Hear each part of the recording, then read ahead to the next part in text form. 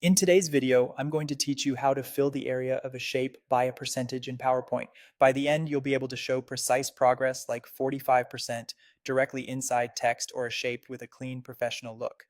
Start by adding the item you want to fill. Go to the Insert tab and choose either a text box or a shape, like a rectangle. Draw it on your slide. If you're using text, type something like 45% progress. If you're creating a progress bar, you can leave the shape empty for now. If you used a text box, make it bold and easy to read. Select the text and increase the font size so it really stands out.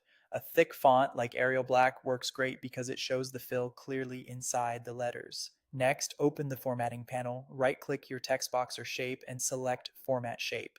This opens the Format Shape pane on the right side of your screen, which is where all the magic happens. Now we'll apply the fill. If you're working with text, click Text Options, then Text Fill and Outline.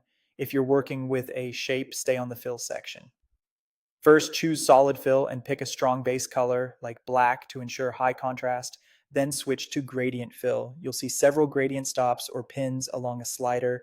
Remove the extras until only two remain. This keeps the effect crisp and easy to control. Set up your percentage using the gradient stops. Select the first stop, choose your fill color. Blue is a great example, and set its position to the exact percentage you want to show, like 45%. Then select the second stop, change its color to white or your slide's background color, and set its position to the exact same value, 45%. Putting both stops at the same position creates a sharp, clean dividing line between the filled and unfilled area. To make the fill rise from bottom to top, set the angle to 270 degrees. You should now see your text or shape filled precisely to the percentage you chose. To update the percentage later, simply adjust the position value for both stops together.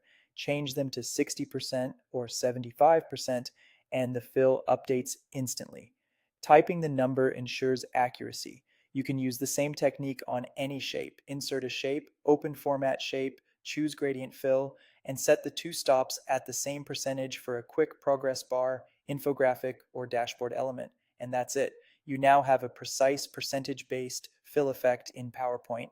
If you found this helpful, don't forget to like this video and subscribe for more PowerPoint tips and tutorials.